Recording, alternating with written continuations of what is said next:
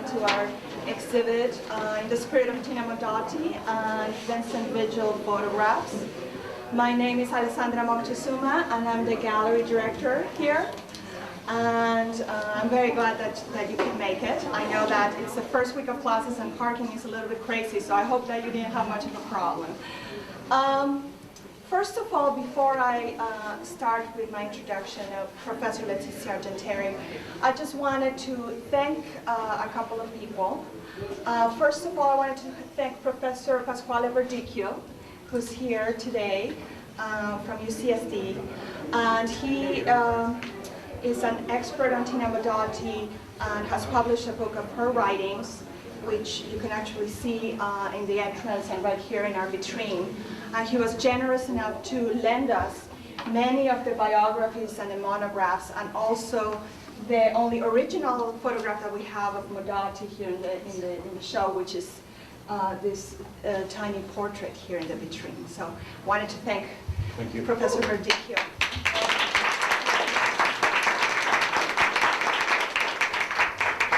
And then I also wanted to let you know that this gallery is a laboratory for our museum gallery exhibitions class.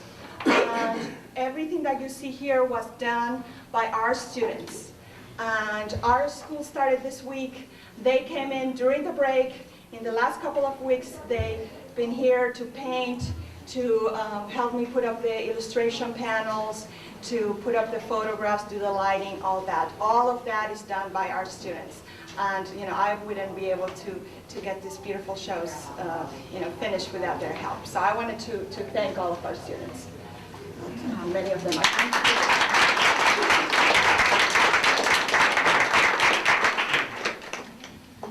And I also wanted to thank Pat Vine, who's the gallery coordinator, who helps me with the daily goings-on of the gallery and sets up the beautiful spread of food. So I don't know if she's around, but I just wanted to thank her too.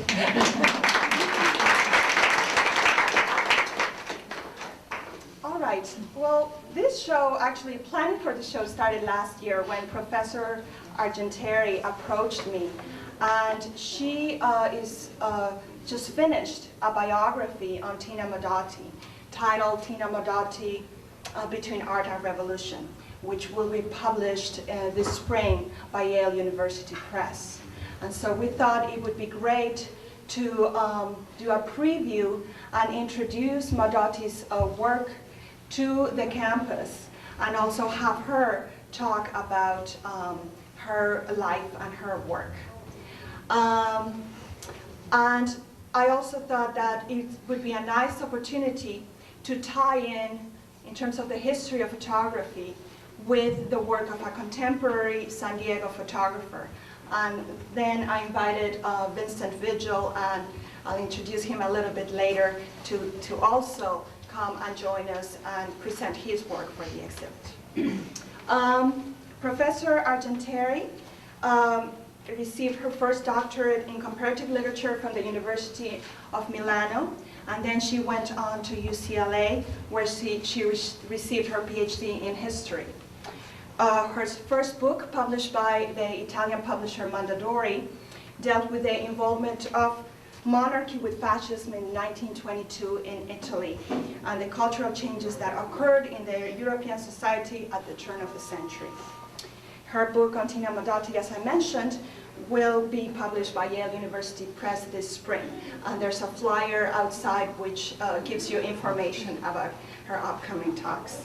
Dr. Argenteri has been teaching history here at Mesa College since 1997, and she's also affiliated with the UCLA Center for the Study of Women. And she's been wonderful. She helped me put together the exhibit, selected the images, and helped with the text, and I'm very happy to have her here to talk to you about this wonderful artist. Thank you.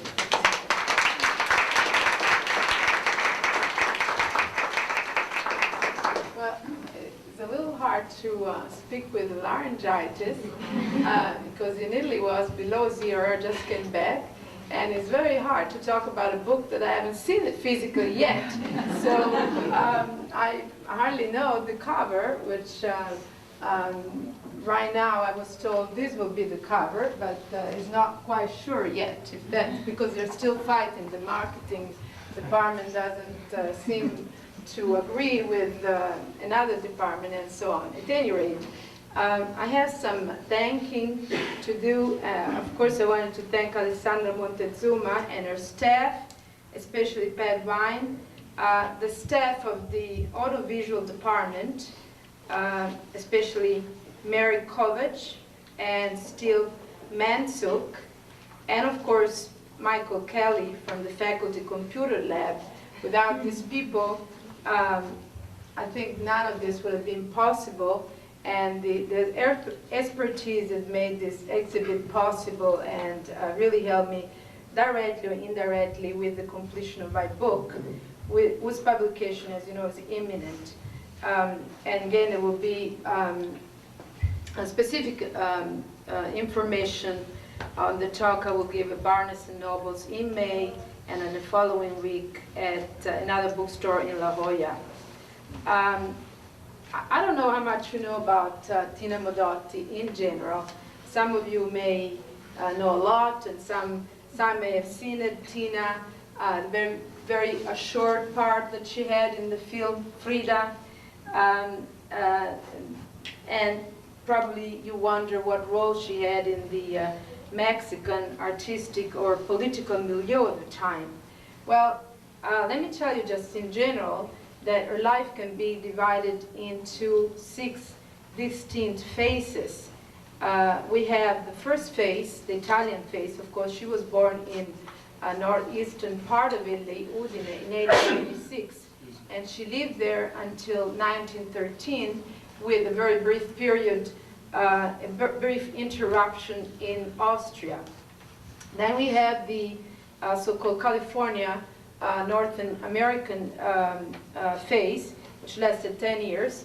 1913-1923, she emigrated to San Francisco in 1913, and California, she lived between San Francisco and Los Angeles. She started actually a career as a modist or a tailor at Macy's, and then she became, she worked her way up as a model, stage actress, theater actress, and even silent moving actress. And some of the pictures here, you see, for example, this photo here is very significant because it tells about her, that phase of her life. And this is phase, California, is regarded by most biographers as the most glamorous time of Tina's life, because it is in this period that she evolved into what came to be sort of femme fatale and so on. She, of course, became a model of various photographers, especially Edward Weston, her mentor and lover, and so on. Then the third phase, the Mexican period, the first Mexican period, because there are 2 Mexican periods, 1923-1930. In this is a 7 years period, very intense in terms of photography and in terms of social commitment. Tina Modotti becomes a social committed photographer and a radical political activist, and that caused her expulsion from Mexico in 1930. There are a lot of details here. There is a murder of one of her lovers, Maya, in 1929. There's a trial going on and all that. I won't say everything, otherwise you won't buy the book, but just do a little bit to tickle your attention and so on. Okay, the fourth phase is 1930-1936. Tina Modotti lived mostly in the Soviet Union. After her expulsion from Mexico, she became a party member, and she lived actually a very short period of time, a few months in Germany, and then she moved to the Soviet Union. From 1930 on, it seems that Tina Modotti abandons photography, although some biographers believe the contrary. We don't actually know. We believe that she abandons photography altogether. The fifth phase is the Spanish Civil War, 1936-1939, and we have this part here devoted exclusively to the Spanish Civil War. This is our companion for 10 years, Vittorio Vidali, an Italian from Trieste, known usually as Comandante Carlos, who died in 1983, and he became a senator in the Italian parliament. He returned to Italy after the war and so on. Modotti participated in the war as a worker hospital nurse and especially as a member of the International Red Aid, Socorro Rojo Internacional, and acquired a simple name of Maria, not only for security reasons, but also because it was a very easy name to remember for everybody, a name, as it was said, of very humble women, marginated women, and so on. People will remember, people of the Pueblo will remember Maria much easier than Tina Modotti, and so on. Of course, there were security reasons there. I mean, you can see in this document here from the Italian government. The Italian was a fascist government at that time, an official fascist, that is. Now we have a right-wing government. We're trying to track her down, and so they were trying to see where the whereabouts are, and says, you know, Tina Modotti is here and there, and so on. This is an interesting document. The sixth period, 1939-1942, is the last period of her life, the second Mexican period. In 1939, after the defeat of the Republicans and the victory of fascists in Spain, Tina Modotti returns to Mexico. She was very sad, exhausted, frustrated. Her spirit was totally broken, and people who mattered at that time could no longer recognize the femme fatale that she had been once. Of course, she has stopped photography altogether. She has stopped modeling for photography. She was a woman disappointed totally, and she couldn't understand the defeat of the left. She died in January 1942 in Mexico City.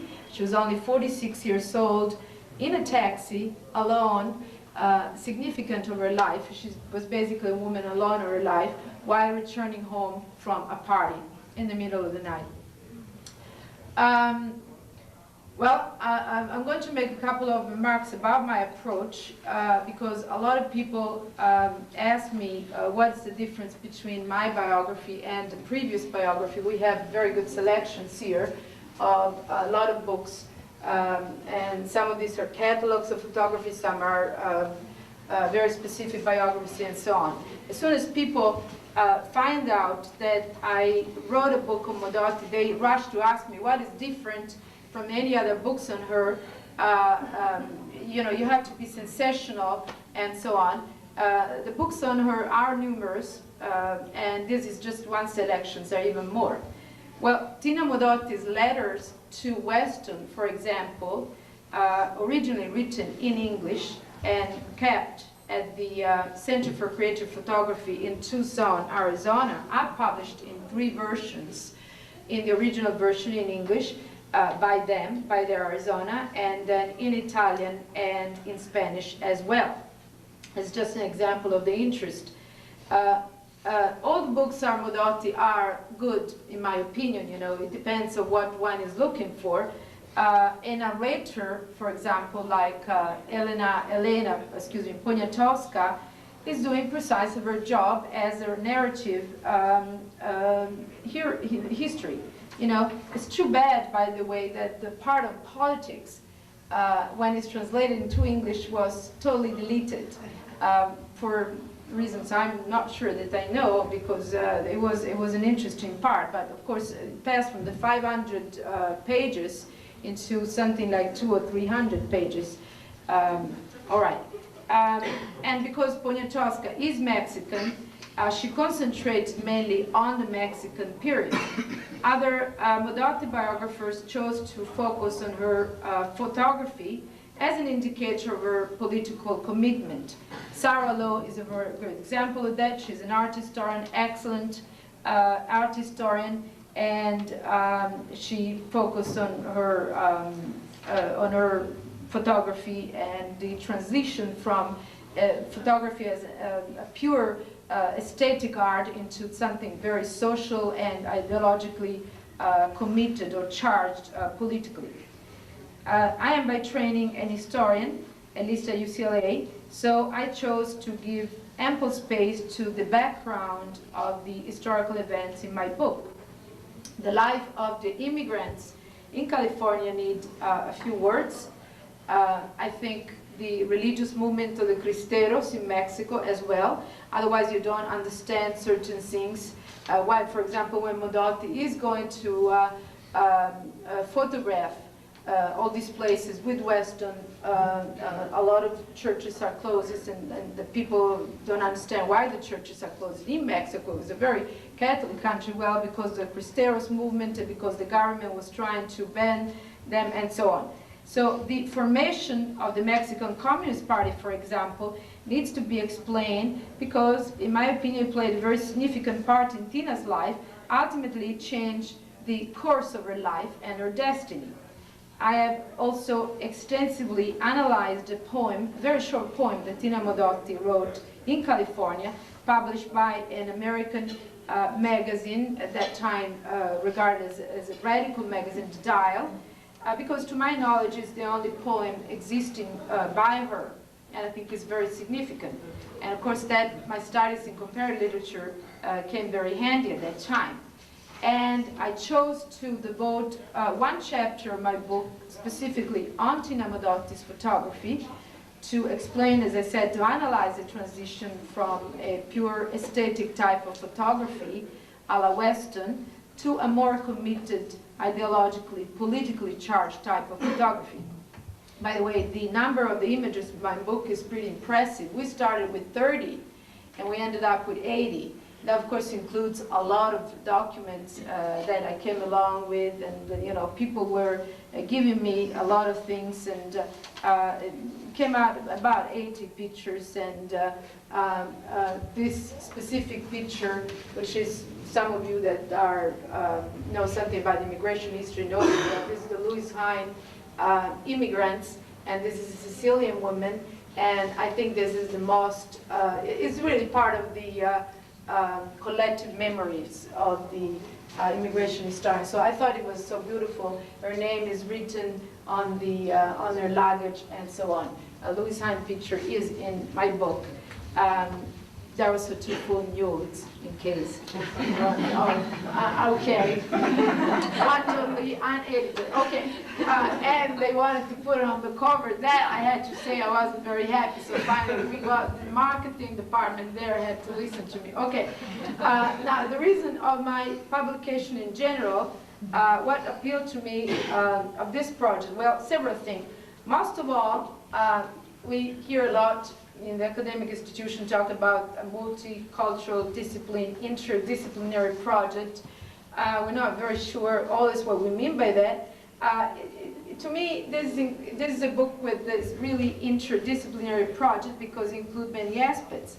Women's history, immigration history, of course political, social political history, the reading of visual data vis-a-vis traditional archival written documents, and probably the fact that Modotti was a native Italian who immigrated to California was very intriguing to me, although I really am to say that I don't identify with her at all. Somebody asked me earlier if I identify. I think Modotti has far more guts than I do in life. I mean, I have far more spoiled life than she had. Also, I don't mind venturing in other fields, even if I know I'm taking a very high risk. But I think my husband knows I'm not a person I'm afraid of things, and I don't get easily intimidated by reviews that are not totally, positive. So maybe the New York Times will say, well, she's trained as a European historian, why she's talking about Mexican history. Well, the point is, when you talk about Modotti, you can't really have a person knows everything, because you have to have an expert on the Spanish Civil War, an expert on photography, an expert on immigration history. I spent hours and hours and hours at the U.C.S.D. library looking at the microfiche and looking all over these magazines of the immigrants and found out so many interesting things. And then, of course, I had to do a very rigorous studies of that. Was I objective in my presentation of Tina Modotti? I don't know. A good portion of my courses I teach here in Mesa is devoted to teach my students that really objectivity in history does not quite exist.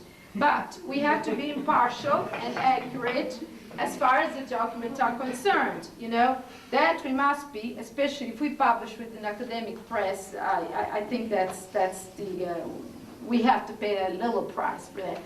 I want us to be very rigorous in that aspect. Ultimately, the readers will decide if the book has some historical human value. I'll tell you the truth, I have devoted a sort of love-hate about Tina Modotti that it's just like, you know, it's just like, in a way, a marriage, and I'm quite ready to divorce from her and move on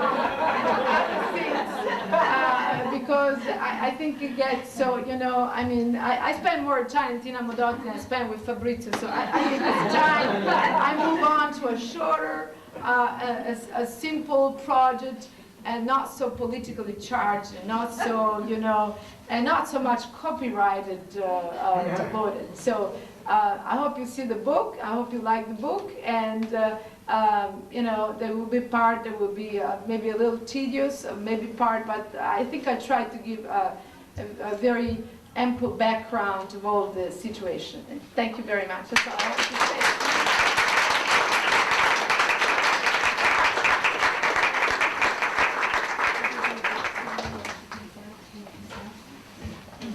Excuse me.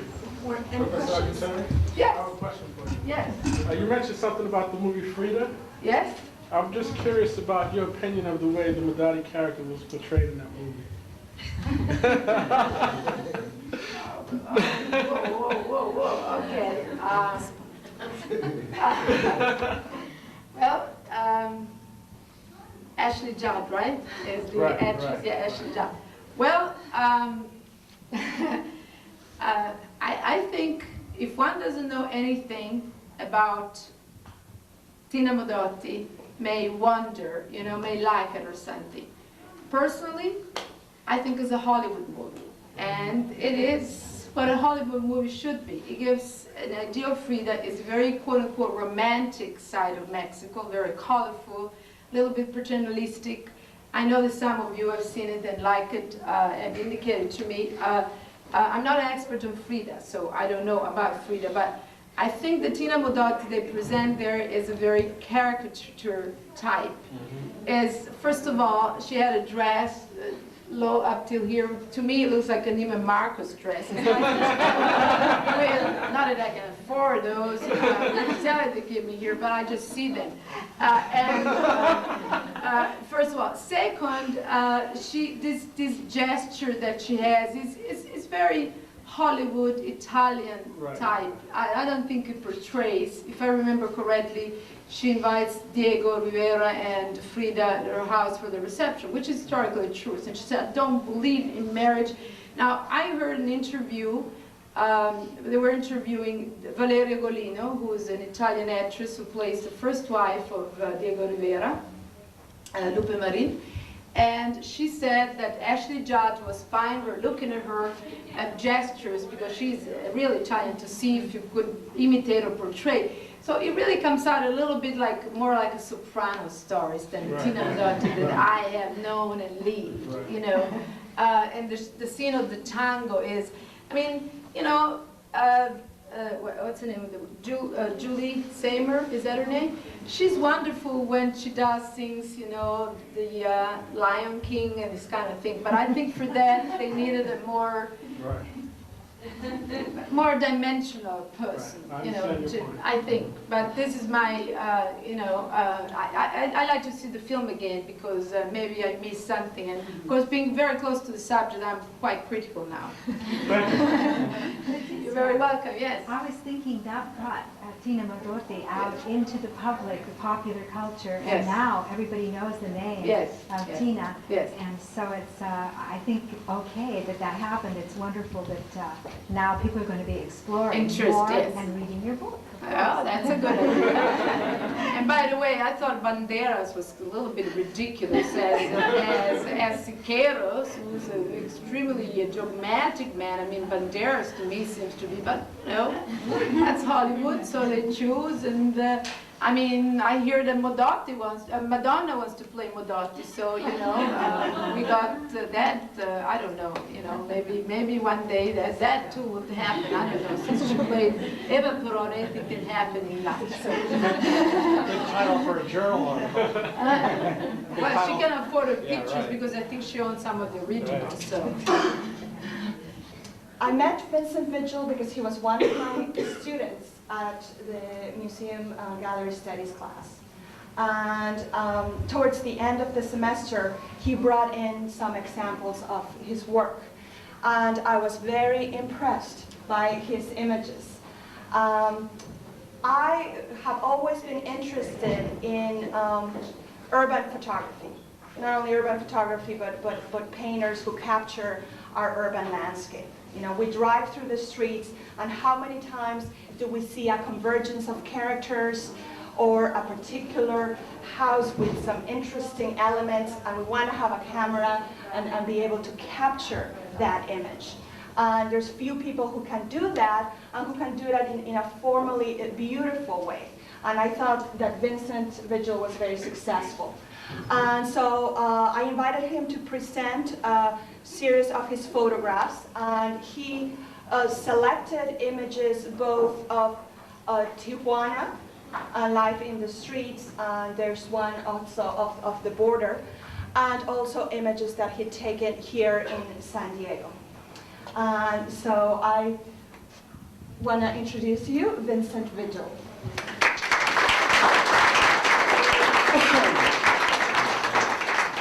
I have to say that I'm sick, and I can barely hear, so am I talking loud? Anyway, wanted to first off thank Alessandra and Pat Vine for all of their help. It couldn't have been done without them. Anyway, I didn't know really what to talk about other than a little history on myself. I've been, I have notes too. I started studying photography about 8 years ago, mainly at the Palomar College campus. I've always been interested in, I guess, the visuals and stuff. But anyway, I started studying there. When I first started, I didn't know what to photograph. I think that's maybe everyone goes through that as far as an artist of what to do. And anyway, my first photograph is right there. It's called One in a Million. I don't know if you guys can see it. It's the first photograph with the guy holding the newspaper. And that was in Photo 100. And that went into a publication that they put together, as well as the first student show. So basically, that kind of got the ball rolling as far as street photography and my love for street photography and photographers. And anyway, and then I went on to be a photographer for the college newspaper, and then the photo editor of the college newspaper, and had some things put in publications at Palomar College. And then finally, I excuse me, I put together a student show of 10 photographers, and I kind of did it backwards, whereas I put the show together, but yet I took the museum studies after the fact, where it should have been probably made. But anyway, so I guess it was meant to be, because that's where I met Alessandra. She is an awesome professor. She paid me to say that. And anyway, just really, really great. And through her, well, I have to say that when I first started studying, I fell in love with the history of photography. And through her, she got me working and volunteering at MOPA, where I work with Barbara Pope, who's right there, and then Scott Davis, who was the preparator and the registrar. Anyway, so that continued with working with Barbara. I'm handling works of art, icons of photography. And it's just been really, really great. And, hold on, I've lost my place. Anyway, so I started working with them, and I just love it. I've lost my place. So then we go to the present, and that has to do with the Tina Modotti show that we're having. I have to say that I did know her work, her images, but I didn't know her background, her history. And having spent the last year studying about her, she's fantastic. Her, if you ever get a chance to read a book, her life story is really, really great. There was at one point, I don't know if it's still true, but Madonna was hoping to play her in a movie. So anyway, just an awesome personality. And finally, this is kind of, I'm keeping it short because I don't feel that well, but kind of a cliche, but not really, is my message to everyone is to support the arts in any way possible.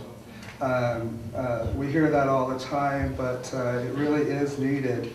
And I think in this, in our world today and the situations that are happening, art is basically, for me, the only thing that uplifts me and makes me, make it through the day. And that includes music, painting, and photography. And then finally, I just want to go on about MOPA a little bit. I don't know if you guys have been to the Museum of Photographic Arts, but if you're into photography, it's awesome. And sometimes I wonder if San Diego really knows what it has, as far as the MOPA goes. The building, with its history and its beauty is just really something to see. Put that in here. Anyway, and then the next show, well actually I think it's in April, what show is coming? Fox Talbot, who is, if you don't know, is basically the father of photography. And it's just a historical thing because they're showing vintage prints by Fox Talbot. And I hope you go see it. And then finally, again, I want to thank Alexandra and kind of segue into what's happening next in this gallery. Oh, okay. Well, next month, in March 10th through April 1st, we're going to have a ceramics show titled Blue, and it's going to be a series of 25 works by artists from California all the way up to England, and it's going to be part of the National Ceramic Educators Conference that's going to take place here in San Diego. And besides this ceramics show here in the gallery, we're also going to have a show in the Library of Industrial Ceramics and an installation by a young artist who's going to create this giant mountain of clay and a rainbow making machine. So it should be pretty fun. So if you can come in March to visit us, that would be great. Sure. On the table you'll find a little card that I had made up, which is my email and my phone number. As to, I want to kind of start a dialogue about photography or whatever you want to talk about, and I hope you enjoy the pictures.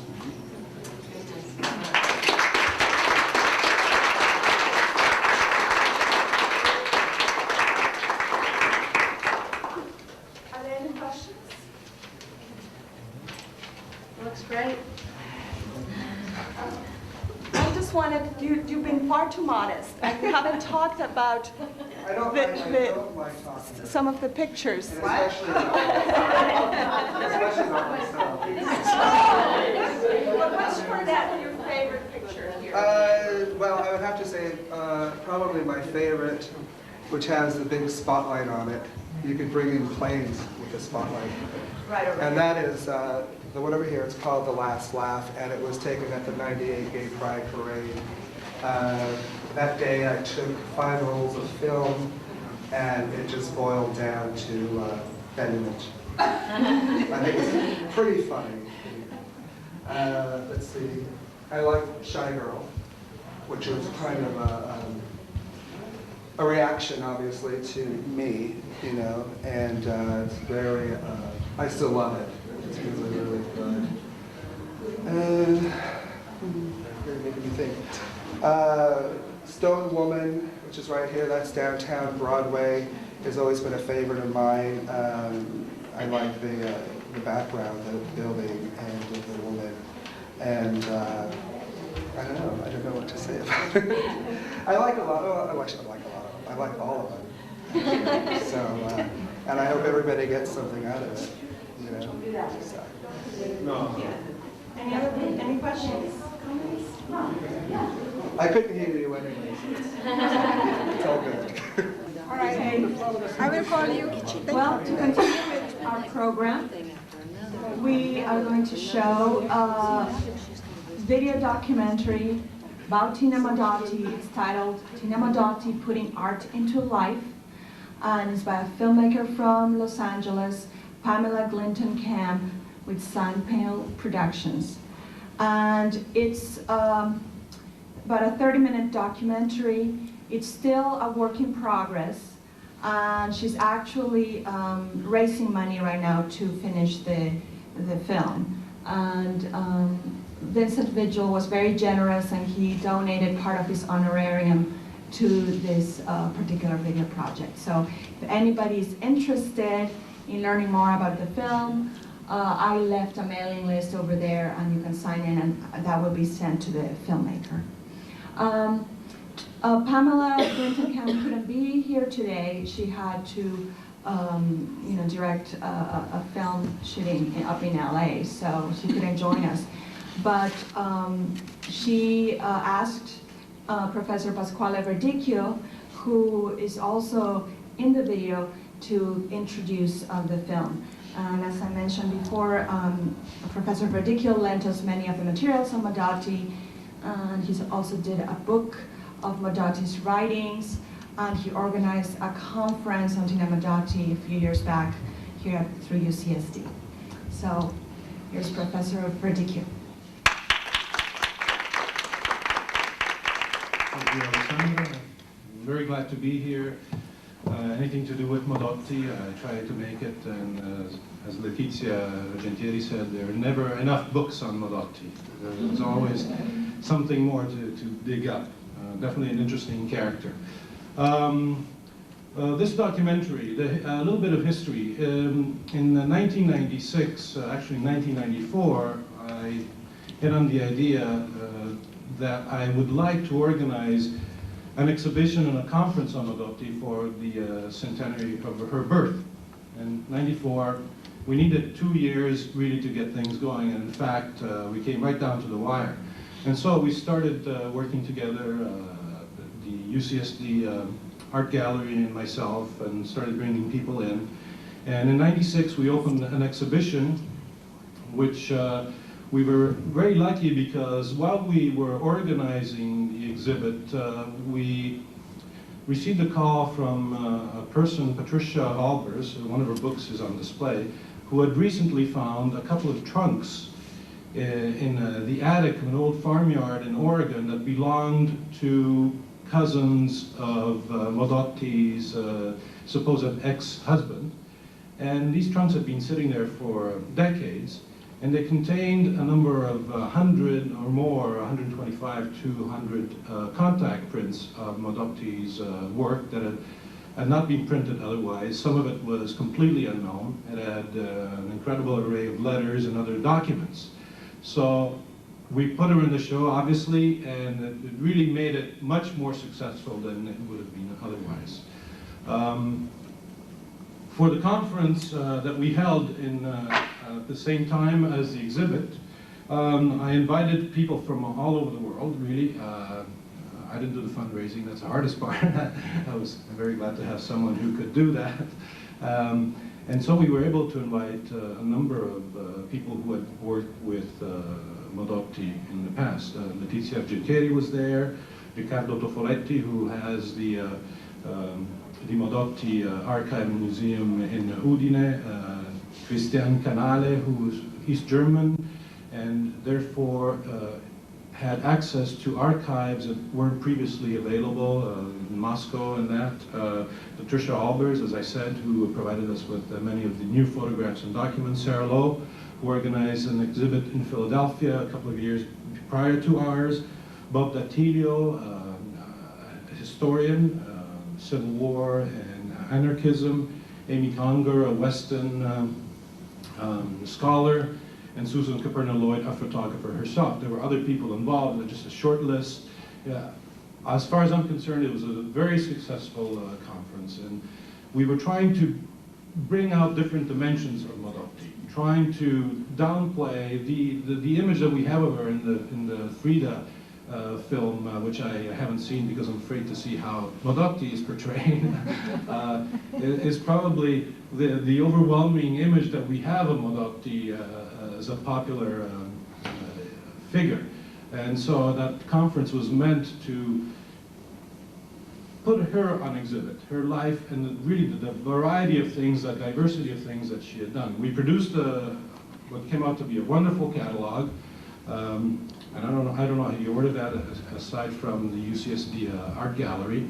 Don't go on the internet because I saw it listed for $200 and it's only $15. And then for the occasion, I also was trying to track down some of the writings that Tina Modotti had produced. She's not known as a writer. Letizia mentioned one poem that she had written, but she also wrote some pamphlets, political pamphlets, articles in a variety of journals, Ayuda and Red Aid. And I started translating what I could because they're written in German, Russian, English, Spanish, as well as Italian. I don't know all those languages, I only know 2 languages. So with the help of friends, I started trying to produce these. And so far, I've only done one. If anyone is interested in this, I didn't bring enough copies, I only brought 4, but if you want to leave me your address, I will send you a copy. I think it's a nice little document to have as a beginning of hopefully a collection. I'm sorry to go on for so long. So Pamela Glintenkamp also came into our lives as a result of the exhibit and the conference. And we started working together on this documentary almost right away, trying to coordinate all the efforts. The short piece that you'll see is 20 minutes. It's meant to be a fundraising tool. So it's been sent out to a number of foundations and individuals in order to try and complete what will be a 60-minute documentary. We've already had calls from LAPBS and KCET. They've expressed an interest in broadcasting the finished program.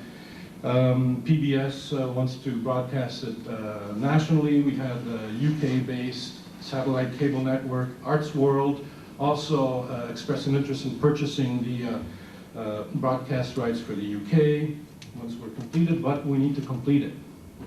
And so there's either one person out there who has a big check for us, or a lot of people who have smaller checks. But whatever we need to really get this effort underway. Berlusconi, I'm sure he will. So part of the funding will go into shooting 3 more interviews. There are 3 interviews, parts of those 3 interviews, myself and 2 other individuals are in this film documentary so far. We shot some long interviews and they've been edited for this short piece. We want to shoot 3 more interviews. We would like to record some dramatic readings from the writings of Modotti, Weston and others who were associated with Modotti. We would like to shoot some additional insert materials, scenes, reenactments of scenes at sort of the party like you saw in the Frida film, in Weston's home, and in the jail. And also we need to license the materials that we're going to be using. Copyright is an expensive thing to deal with, and so we also need to raise funds for archival material and film footage. There is a website if you're interested in finding out more about the project, and it's www.modotti.net.com, and that will give you some of the more information about the documentary. There's a sign-up sheet if you would like to be as part of our mailing list. And if you want to contact us about the project in general. After the showing, 20 minutes again, I'll be here for questions if you have any, and it can be about the documentary, or we can talk about more about Modotti. There's lots to say. Thank you very much.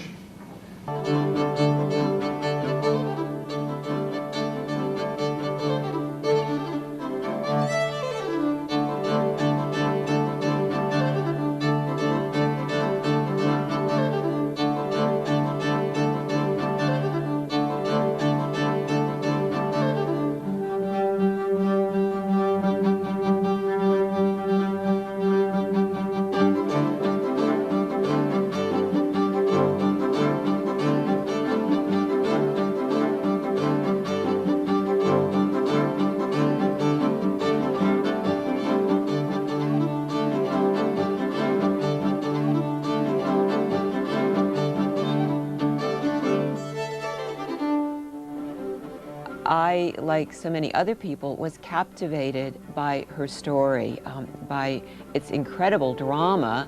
She was called the Red Matahari. She was an ethereal creature, very poetic. And struck out on her own very quickly to define herself and her independence, in contradiction to the stereotype of an Italian immigrant of the time. She's very excited about the idea of a woman's ability to liberate herself from the traditional roles. Her story is also a thought-provoking story, a story that leads many of us to question our own lives and our own decisions.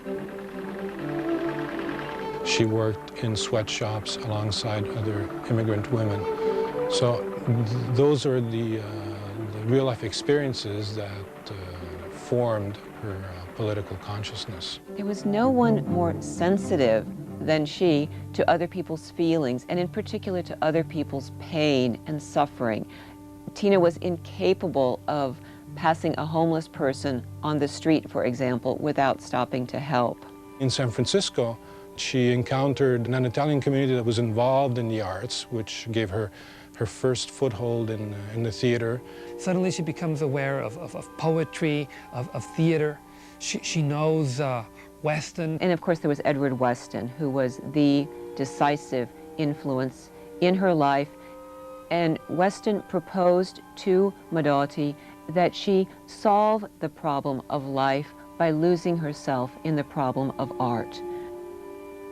How often the thought comes to me of all that I owe to you, for having been the only vital guidance and influence that initiated me in this work, that is not only a means of livelihood, but a work that I have come to love with a real passion. Weston and Modotti were lovers, they were professional partners, they were student and teacher, artist and model, artistic collaborators, so theirs was by necessity a very complicated relationship. The parade of suitors marched in and out until my last day in Mexico, keeping me in hot water. Tina was to be my great test and lesson, my last possessive love. Next time I'll pick a mistress homely as hell. At the same time that she becomes more established as an actress, her intellectual awareness often contradicts the roles that she was playing, because she was often casted as the Latin dragon lady. Another place we went together was to a cine. This time we saw Tina herself on the screen and had a good laugh over the villainous character she portrayed. San Francisco had sustained Tina Modotti, the stage actress. Los Angeles had seen Tina Modotti, the Hollywood starlet. Mexico City seemed to be a place where Tina Modotti, the photographer, could thrive. This was like an artist paradise. This is how it had been described. And so it's a place that was ideal for creation, that was full of energy and full of excitement and creative intensity. It was exactly what she was looking for, a way to express those political beliefs, address those issues through art. In the 1920s, Tina Modotti was the only photographer of stature with a long involvement in Mexico, which made her a prime source of images of Mexican life for the international press. Tina Modotti's work flowers perfectly in Mexico and harmonizes exactly with our passions. Many Mexicans agreed with Rivera that Tina merited a sort of honorary Mexicanness, not only because of Tina's work, but also because of her deep knowledge of Mexican culture, her close relationship with so many intellectuals in Mexico, and without letting go for 1 minute of her Italianness, she in effect reinvented herself as Mexican and as a photographer of Mexico. The Mexico that Tina and Weston arrived to was a vibrant place. The cultural renaissance, and particularly the muralist movement, is one of those rare moments in history. Like Paris in the 1920s or Greenwich Village in the early 1950s, Mexico City was the place to be. And in the middle of all of this bohemian swirl lived Edward Weston and Tina Modotti. Nearly every artist, every writer, every revolutionary in Mexico City would gather at the Modotti-Weston household. Our New Year's party was such a success that a weekly gathering has been decided on. Any discussions of art or philosophy shall be incidental to singing, dancing, food, and drink. Before dancing, the men removed their pistols, which brought some realization that times are grave. Everybody showed up, from Diego Rivera to at least one very refined French woman, to a whole gang of Mexican generals who enjoyed comparing bullet holes in their various parts of their anatomies. The way that the photographers, Weston and Modotti, look at Mexican reality also informs the muralists. Tina's relationship with Diego Rivera was a complex relationship because she was not only the model of Diego Rivera, but also the photographer of his work. When people in the 1920s wanted to see this phenomenal Mexican muralist movement and could not go to Mexico City, they had to see the works through the photographs of Tina Modotti. The fact that Tina posed for Diego created a lot of problems for him because his wife at the time was extremely jealous of Tina Modotti. And she was jealous of her not only as a woman, but also because Tina became a very important model for Diego Rivera. Rivera was an important political influence on Modotti during those many months that she was posing for him at Chapingo. From time to time, he would throw down his brushes and say, "Today we're not going to paint, we're going to go to a political meeting." In the Ministry of Education, Diego paints Tina again. This time, he's interested not in Tina Modotti, the woman, but in Tina Modotti, the militant. We see Tina with Frida not just talking about the revolution, but actively arming it. In 1929 and 1930, when her life was marked by great trauma and tragedy, she reacted by becoming a fundamentalist communist. Politics increasingly dominate Tina's life, and how eventually they would completely take over her career and they would lead her away from photography and from art and more into an active, militant, political life. Julio Antonio Mella was an ambitious young man. He was a very eloquent speaker. He was an effective organizer. His personality was charismatic, he was brash, audacious. He brings this aura of dynamism, of leadership, that immediately impresses Tina Modotti. She said they were just two sweethearts, and she talked about how someday Maya was going to teach her how to swim. And yet I think the two of them had a rather extraordinary complicity.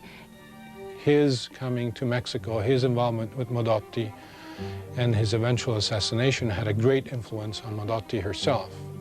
Julio Antonio Mella was playing a high-stakes political game, and Tina was very much involved in this game as well. She learned from him how to organize and how to present and how to really sell the revolution.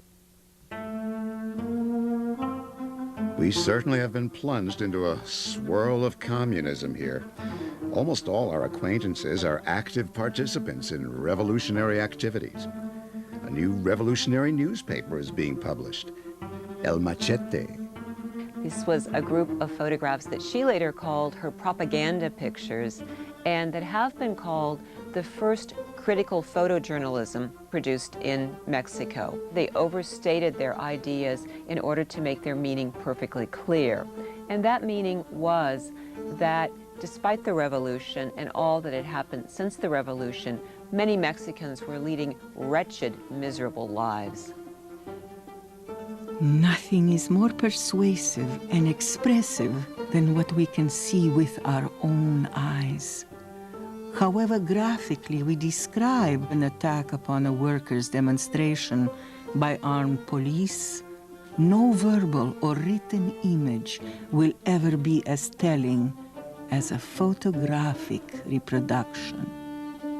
Her photographs, especially the ones published in El Machete, are not merely depictions, they are representations of a social and political movement. They are a philosophy. They're not just images. I am an anti-fascist because I am an enemy of tyrannies, but especially of the one which reigns in my country, where the humble people are experiencing deplorable conditions. Know, everyone, that the Cuban government has had me assassinated. I am dying for the revolution. Tina, I'm dying. Probably the Cuban president, Gerardo Machado, was behind Mella's assassination. Mella was Machado's most uncompromising enemy. Even though Mella was in Mexico, he was an enormous threat to the government of Machado. His exile had not silenced him at all. Seeing Julio Antonio run, I ran behind him, only trying to help him. Nothing else mattered. I didn't even turn around to see who was shooting.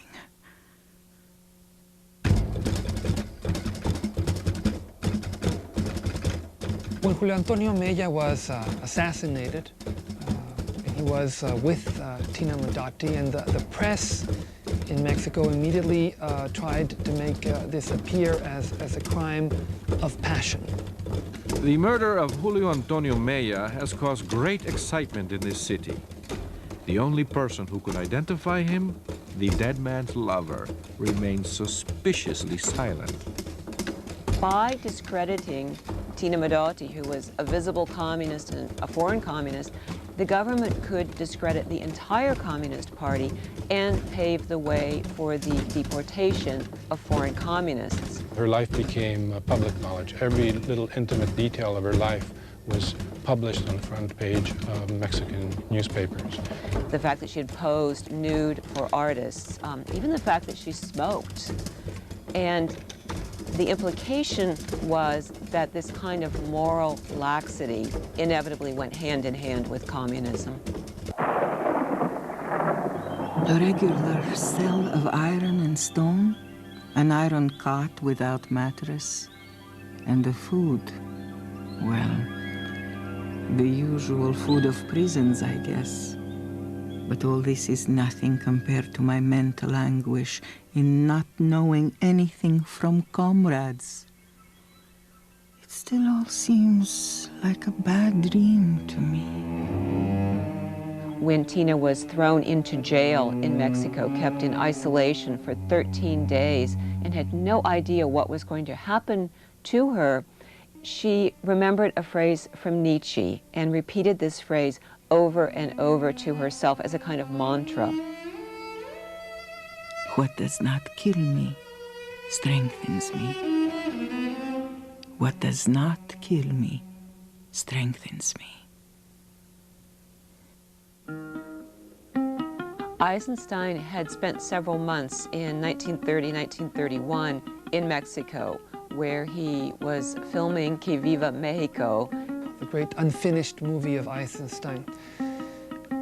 And a lot of the way he looks at Mexico is very much informed by the images that Tina Modotti and Weston had taken, the scale that they used, the way they look at the people of Mexico. Eisenstein became acquainted with Modotti's photographs, which he so admired that he organized an exhibition of her work at Moscow University.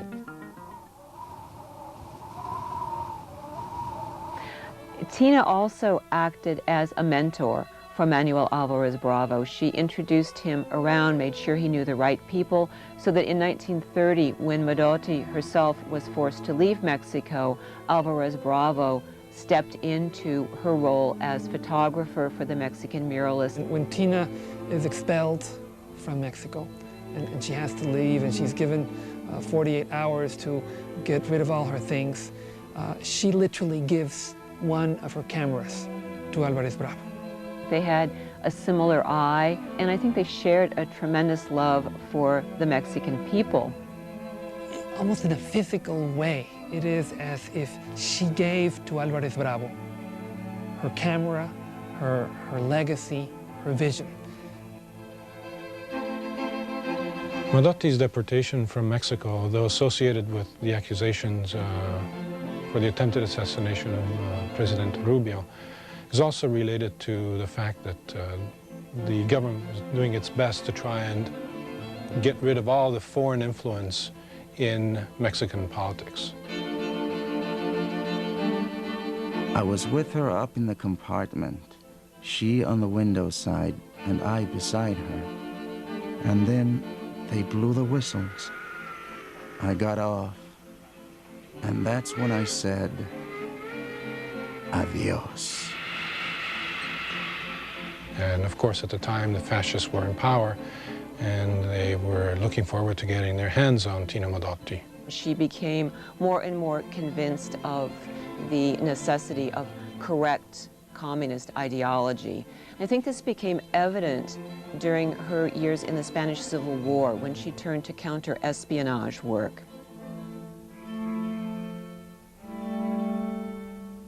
Modotti's hopes for the last years of her life were probably to return to Mexico and to reintegrate herself in that society that had been so fruitful for her. She was now a very fearful woman. When she would run into old friends, she would sometimes cover her face and pretend that she hadn't seen them, out of fear that her clandestine identity would be discovered. She had a strange kind of sadness, and she became really worse when I told her that I had my own studio and a Graflex, and that she could use it whenever she wanted to.